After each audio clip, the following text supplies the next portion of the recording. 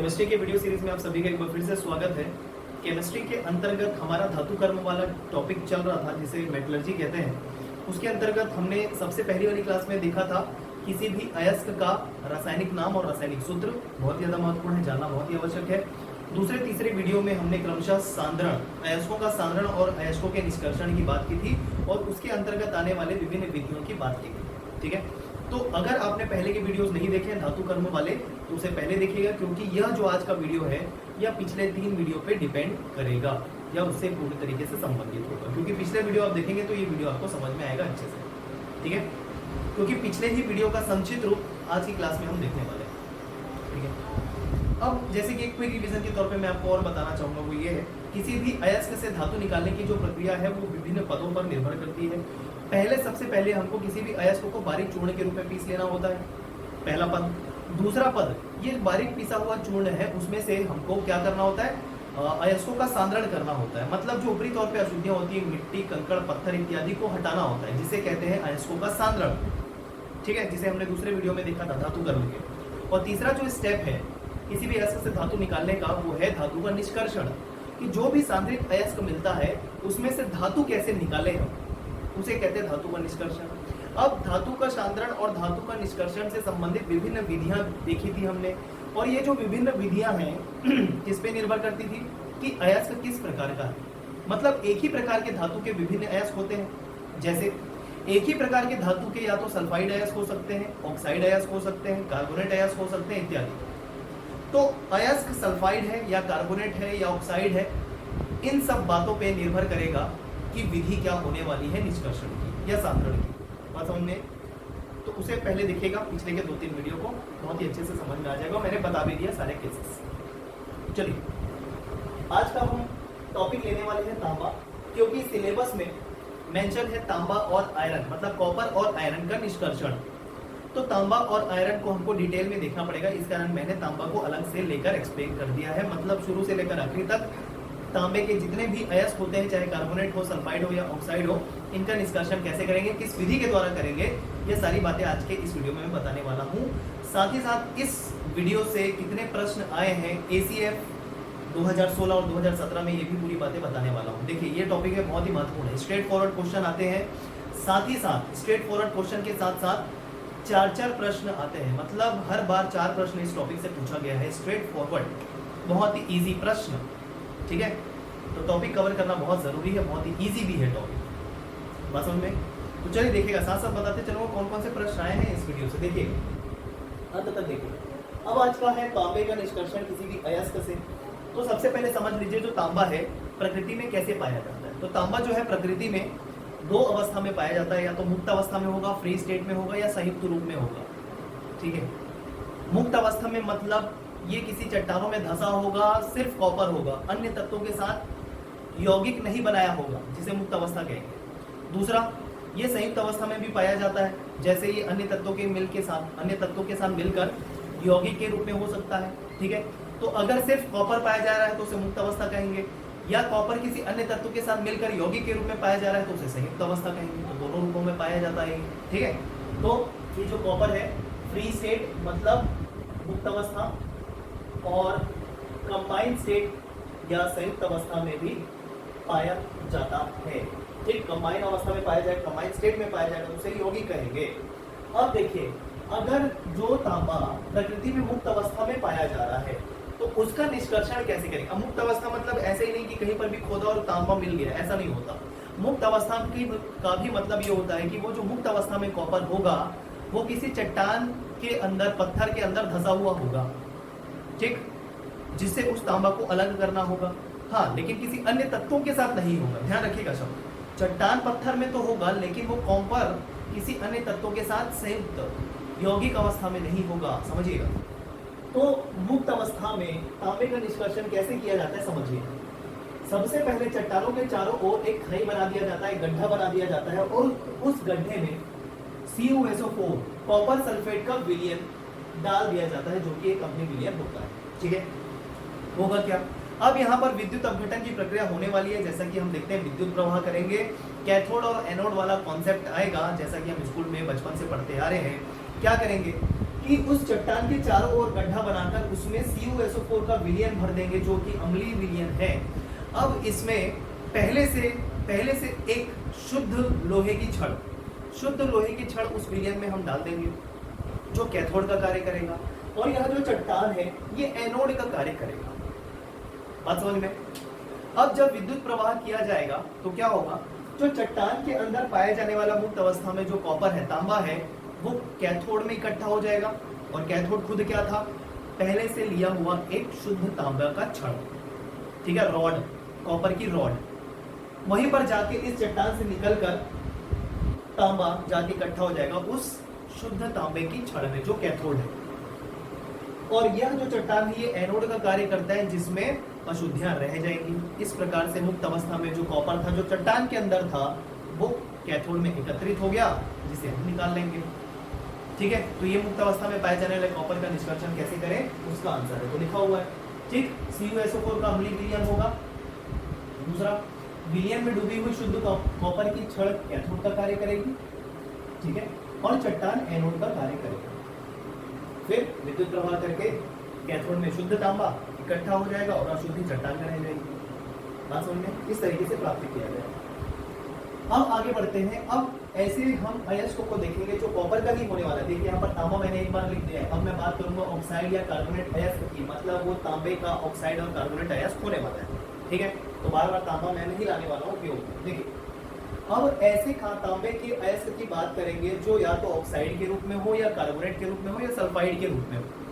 मतलब यौगिक के रूप में अगर या संयुक्त अवस्था में अगर कोई अयस्क पाया जाएगा कॉपर का, उसका निष्कर्षण कैसे करें यह देखिएगा। चलिए, तो ऑक्साइड और कार्बोनेट अयस्क से तांबे का निष्कर्षण कैसे करें देखिए। ठीक, सबसे पहले एक चीज समझ लीजिए, अगर कोई तांबे का अयस्क ऑक्साइड रूप में है, या तांबे की बात नहीं करें, कोई भी धातु के अयस्क जो ऑक्साइड के रूप में है उसका सामान्यतः प्रगलन किया जाता है डायरेक्ट। क्या किया जाता है? प्रगलन। ध्यान से सुन लीजिए, पिछली वीडियो में भी मैंने बताया है, जो भी ऑक्साइड अयस्क होते हैं किसी भी धातु के, उसका डायरेक्ट प्रगलन किया जाता है धातु निष्कर्षण करने के लिए। इसे नोट कर लीजिएगा। ठीक है, प्रगलन मतलब स्मेल्टिंग। देखेंगे क्या होता है, बताया भी अच्छे से, डिटेल में बताया मैंने, देखिएगा उसे। तो ये तो हो गया ऑक्साइड का। कार्बोनेट के लिए क्या करें भाई, सुनिएगा।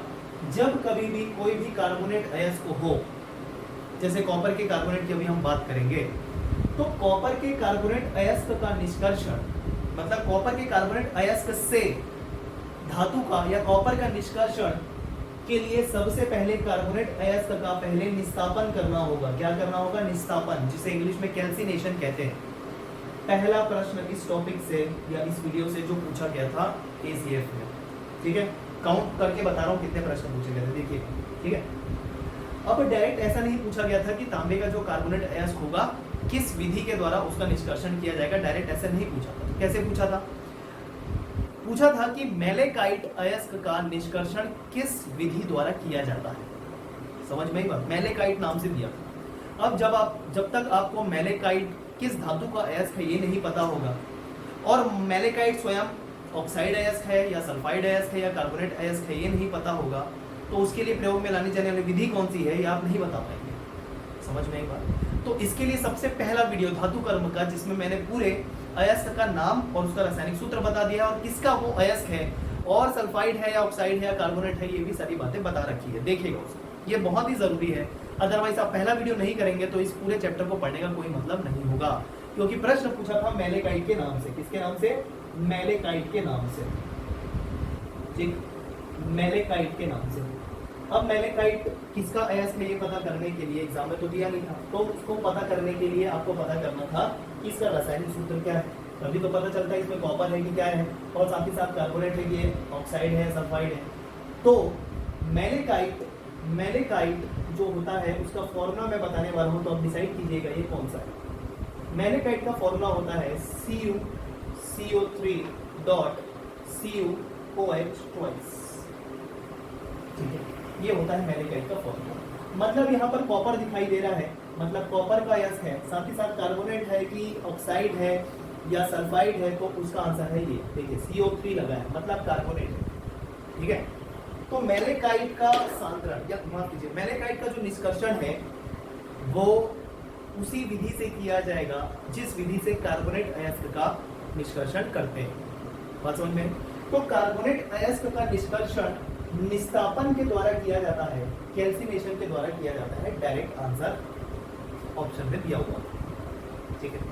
और एक चीज, निस्तापन नाम से नहीं दिया था, मतलब हिंदी में नाम नहीं दिया था, नाम दिया था देवनागरी लिपि में नहीं लिखते हुए कैल्सिनेशन लिख दिया था। मतलब हिंदी में भी क्या लिखा था? कैल्सिनेशन।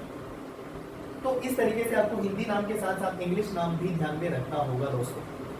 बात समझ में? तो मैलेकाइट का निष्कर्षण सबसे पहले कैल्सिनेशन विधि के द्वारा किया जाता है, निस्तापन के द्वारा किया जाता है। पहला प्रश्न पूछा गया। बात समझ में? फिर एक चीज देखिए, ये जो धातु का निष्कर्षण होता है उसकी दो विधि होती है। मतलब जो भी कार्बोनेट या सल्फाइड अयस्क होते हैं, कार्बोनेट के लिए प्रयोग में लाएंगे निस्तापन और सल्फाइड अयस्क के लिए प्रयोग में लाएंगे भर्जन। ये बता रखा है मैंने। तो जो भी निस्तापित या भर्जित अयस्क मिलेगा निस्तापन और भर्जन करने के पश्चात ऑक्साइड के रूप में मिलेगा, क्योंकि निस्तापन और भर्जन ऑक्साइड में परिवर्तित कर देते हैं इसको, अयस्क को।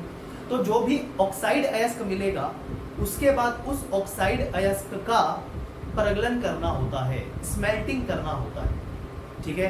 तो यहाँ पर देखिए कार्बोनेट का निस्तापन हो गया, कैल्सिनेशन हो गया। कैल्सिनेशन होने के बाद उस प्राप्त ऑक्साइड अयस्क का प्रगलन करना होगा, स्मेल्टिंग जिसे कहते हैं। बात समझ में आई? तो उसमें डायरेक्ट पूछा था कि निष्कर्षण किससे करें? आंसर था निस्तापन, कैल्सिनेशन। ये तो बात की बात है ना, कि जो ऑक्साइड मिला निस्तापन के बाद उसका प्रगलन करना है, ये तो बात की बात हुई।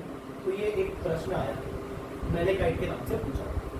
इवन मैलेकाइट से एक और प्रश्न ऐसा पूछा था दूसरे वर्ष कि मैलेकाइट किस धातु का अयस्क है? सीधा प्रश्न। इसके लिए आपको उसका रासायनिक सूत्र पता होना चाहिए था या पहले पढ़ा हुआ होना चाहिए। तो दिख रहा है भाई कॉपर का ये अयस्क। तो मैलेकाइट से ही दो प्रश्न, एक प्रश्न विधि से, एक प्रश्न मैलेकाइट से। दो प्रश्न यही पर हो गए, ठीक है। हालांकि ये जो मैलेकाइट है पहले वीडियो के अंतर्गत भी काउंट किया गया है प्रश्नों को, ठीक है। दो बार अलग अलग काउंट मत कीजिएगा, क्योंकि कुल मिलाकर 7 से 8 प्रश्न पूछे गए थे, मतलब दोनों साल को मिलाकर, मतलब एक साल में 4 प्रश्न पूछे गए थे धातु कर्म से, ठीक। तो ये पहले वीडियो में मैंने काउंट कर रखा है, लेकिन फिलहाल इस वीडियो में भी मैंने बताया करके काउंट कर रहा हूँ इसको, ठीक है। मतलब आज का वीडियो कितना इंपॉर्टेंट है ये बताने की कोशिश कर रहा हूँ। चलिए, ये हो गया कार्बोनेट अयस्क का सांद्रण कैसे, मतलब निष्कर्षण कैसे करें। चलिए अब देखिए, अब पाइराइट अयस्क का निष्कर्षण कैसे करें, यह भी प्रश्न पूछा था। मतलब कॉपर पाइराइट का निष्कर्षण किस विधि के द्वारा किया जाएगा, यह भी प्रश्न पूछा था। अब यहाँ से पाइराइट बोलने से पता नहीं चल रहा है कि किस धातु का यह अयस्क है, साथ ही साथ कार्बोनेट है या ऑक्साइड है या सल्फाइड, ये भी पता नहीं चल रहा है। तो कॉपर पाइराइट का आपको फॉर्मूला पता होना चाहिए था, ठीक। और वो कॉपर पाइराइट का फॉर्मूला होता है CuFeS2, CuFeS2, कॉपर पाइराइट या पाइराइटाइज, ठीक। पाइरिटीज बोलते हैं या कॉपर पाइराइट बोलते हैं, एक ही मतलब है, CuFeS2। ये आप ध्यान रखेंगे। इसको एक और रूप में लिखा जाता है इस प्रकार, Cu2S Fe2S3, इस रूप में भी लिखा जाता है। ये भी कॉपर पाइराइट है, ये भी कॉपर पाइराइट है, अलग अलग क्यों लिखे। यहाँ पर अगर मैं 2 लगा दूं, 2 CuFeS2, तो वही हो जाएगा, 2 कॉपर 2 आयरन 2 आयरन। यहाँ 2 दूनी 4 सल्फर, 3 और 1 4 सल्फर, एक ही मतलब हुआ। इस तरीके से लिख लीजिए या इस तरीके से लिख लीजिए, मतलब एक ही, कॉपर पाइराइट ही, ठीक। तो देखिए, कॉपर पाइराइट कॉपर का ही अयस्क है, साथ ही साथ ये सल्फाइड है कि ऑक्साइड है कि कार्बोनेट है। तो देखिए यहाँ बीच में माफ कीजिए, यहाँ पर अंतिम में है S, मतलब सल्फर, मतलब सल्फाइड अयस्क, ठीक है। तो कॉपर पाइराइट एक सल्फाइड अयस्क है कॉपर का। अब जब सल्फाइड अयस्क होता है उसके लिए कौन सी विधि प्रयोग में लाई जाती है? देखिए, प्रश्न पूछ दिया गया था कि कॉपर पाइराइट का जो सांद्रण होगा किस विधि के द्वारा किया जाएगा। देखिए, सबसे पहले सांद्रण करते हैं, सबसे पहले तो बारीक पीसते हैं, पीसना, बारीक चूर्ण में पीसना। दूसरा स्टेप होता है सांद्रण, तीसरा स्टेप होता है निष्कर्षण, ठीक है। तो कार्बोनेट के लिए अलग से कोई हमने सांद्रण की विधि नहीं देखी थी, ये समझिए आप। लेकिन जो सल्फाइड अयस्क था उसके लिए अलग से सांद्रण की विधि हमने देखा था, ठीक है, सांद्रण वाले वीडियो। तो ध्यान रखिएगा, जो भी सल्फाइड अयस्क होते हैं, जो भी किसी भी धातु के, यहाँ पर तो कॉपर देख रहे हैं तो कॉपर पाइराइट लिया हमने, तो कॉपर पाइराइट मतलब सल्फाइड अयस्क का सांद्रण फेन प्लवन विधि से किया जाता है, जिसे इंग्लिश में कहते हैं froth flotation method. Froth flotation method बता रखा है मैंने।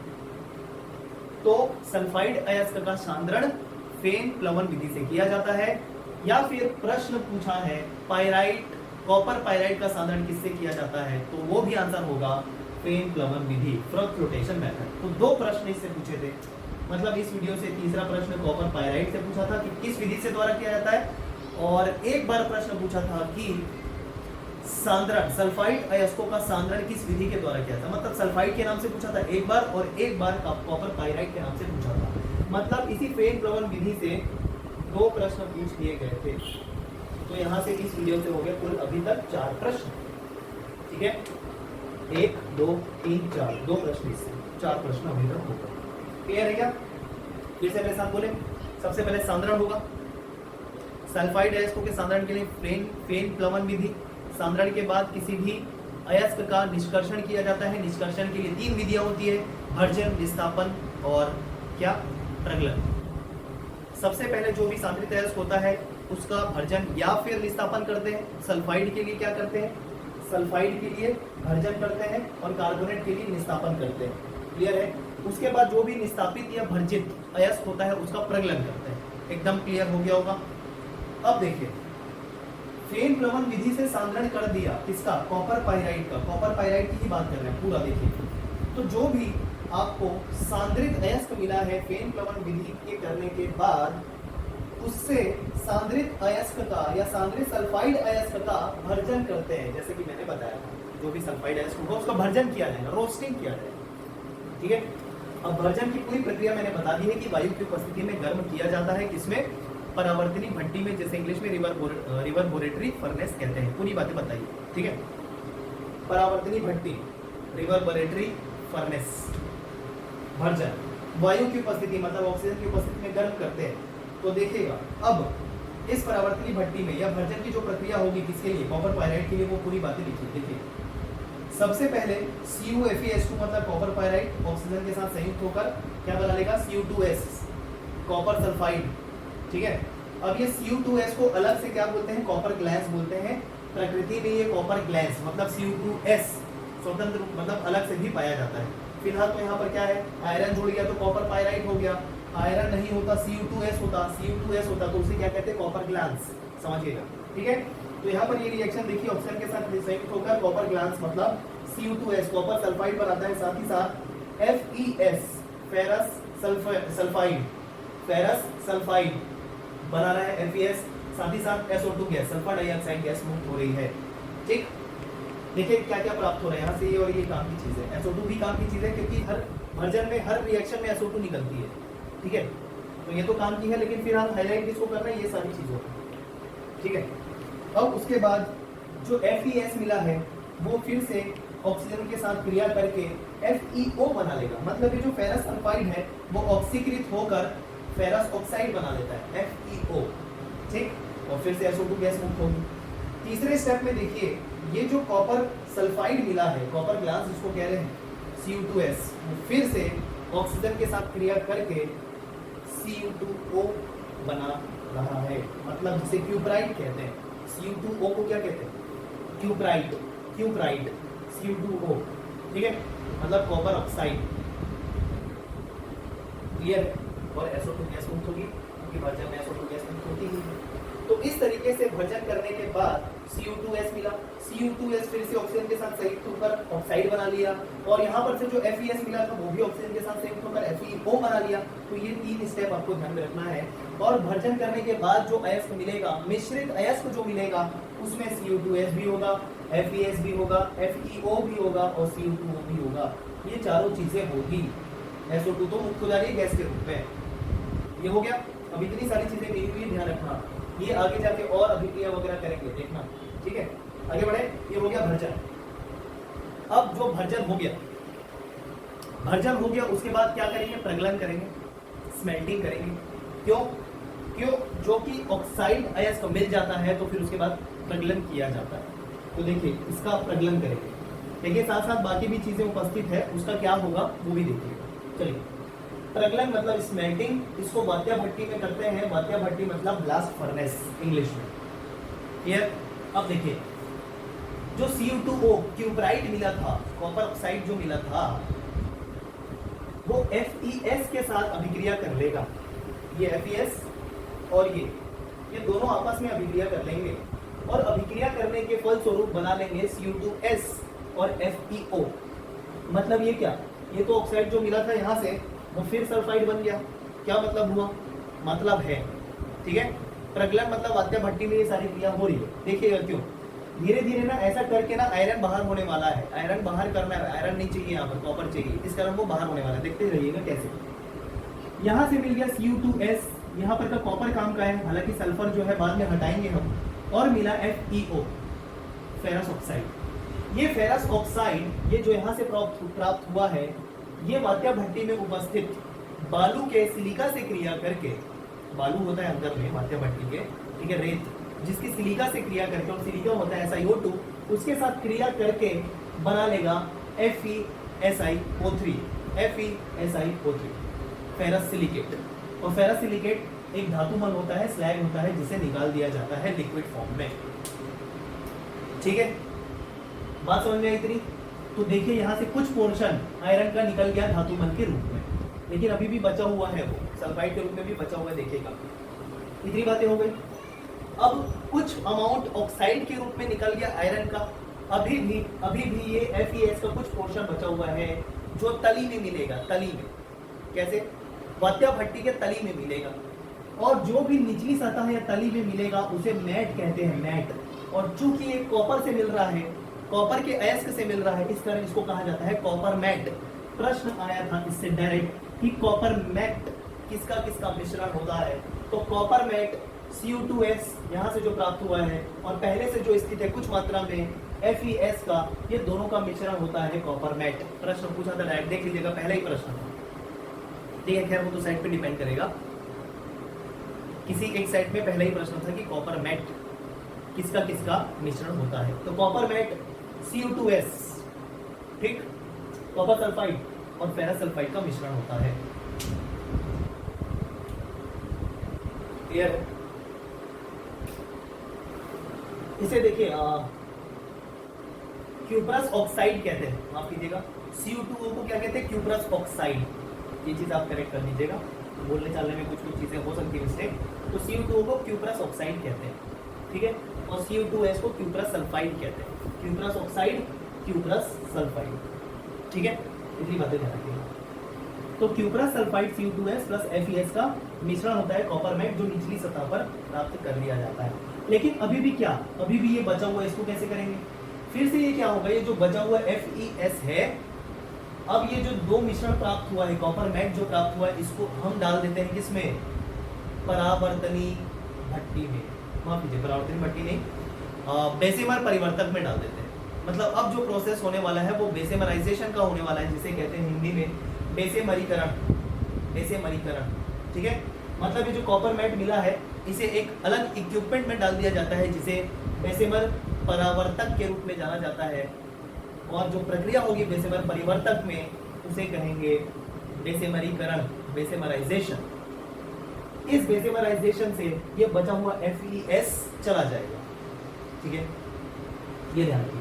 अब एक चीज ध्यान रखिए, जो कॉपर मैट मिला है ना, ठीक, कुछ आयरन तो निकल गया, मतलब कुछ तरीके से अब आयरन की क्वांटिटी बढ़ रही धीरे धीरे, तो कॉपर मैट में 50% कॉपर होता है, 50% कॉपर होता है, कॉपर मैट में 50% कॉपर होता है, ध्यान रखिए, क्लियर है, ठीक। अब बेसेमराइजेशन से और क्वांटिटी बढ़ेगी, देखिएगा कैसे। बेसेमराइजेशन से या बेसेमरीकरण से जो बेसेमर परिवर्तक में होता है, उसमें अशुद्ध तथा फफोलेदार तांबा प्राप्त होता है। अशुद्ध बोलने का मतलब है कि 98% शुद्ध रहेगा और कुछ अशुद्धियां इसमें रहेंगी, देखिएगा कैसे।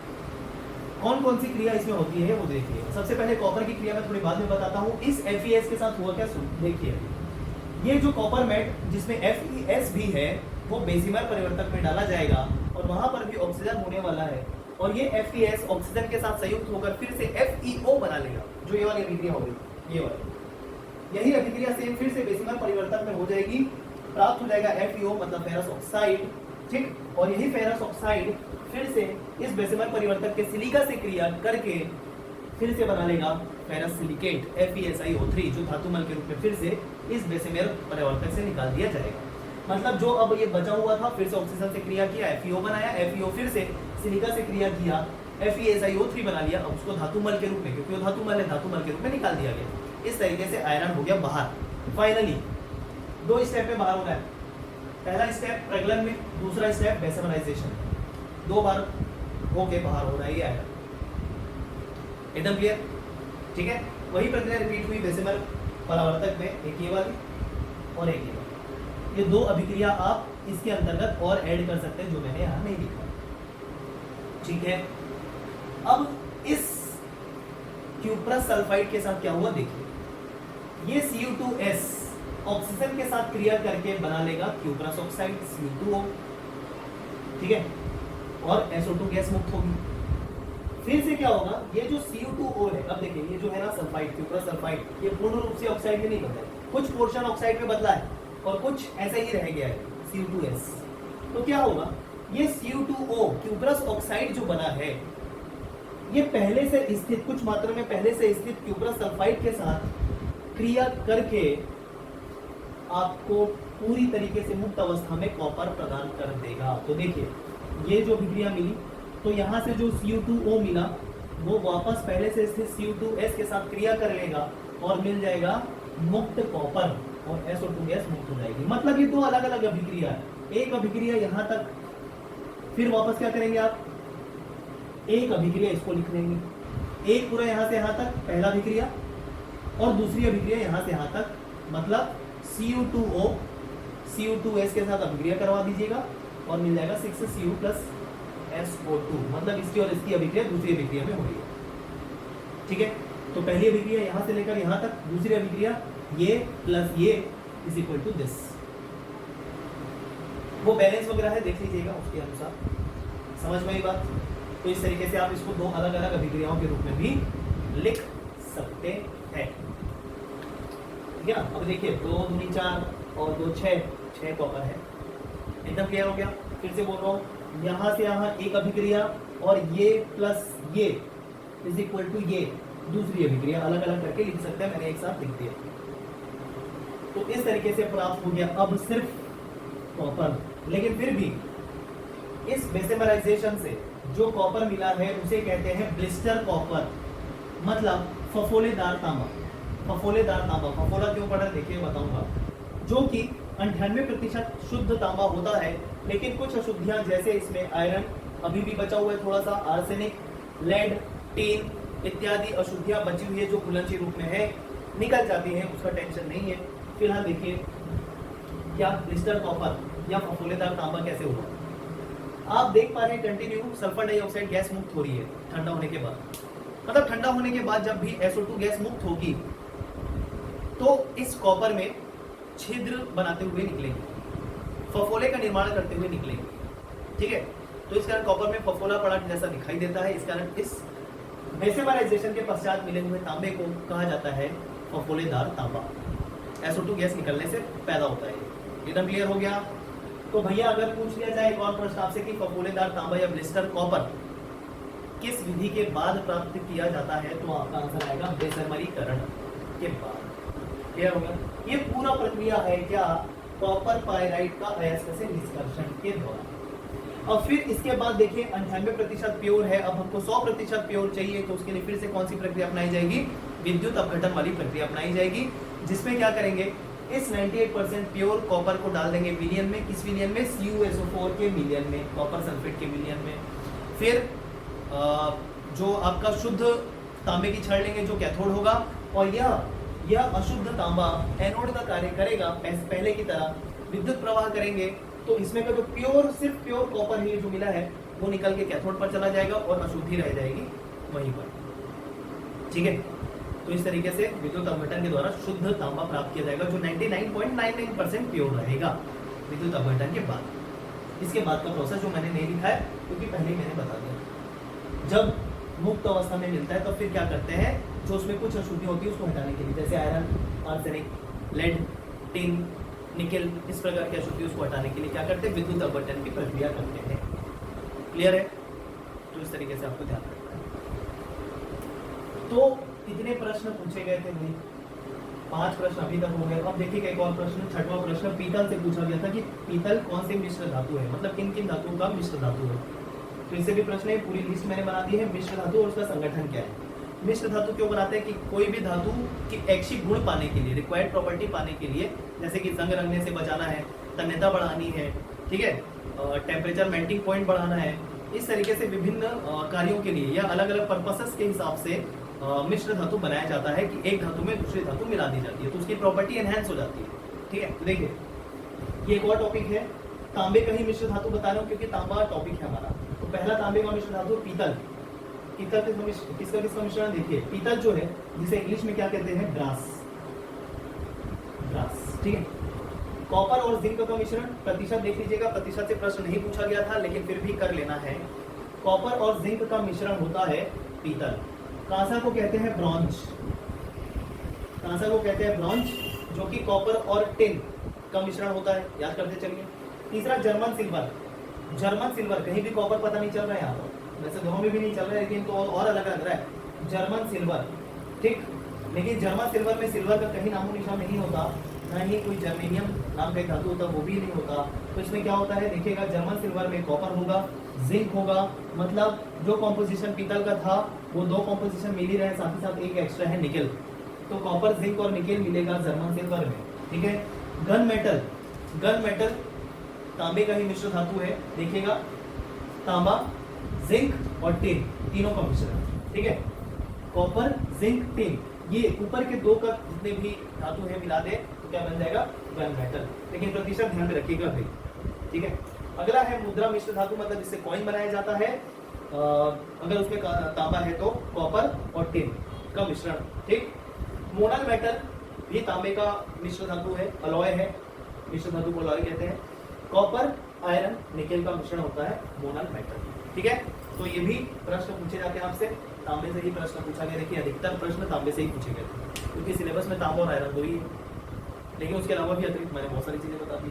तो ये हो गया आज का वीडियो, जिसके अंतर्गत हमने तांबा को, कॉपर को पूरी तरीके से पूरा कर लिया। अगले वीडियो में हम देखेंगे आयरन के बारे में।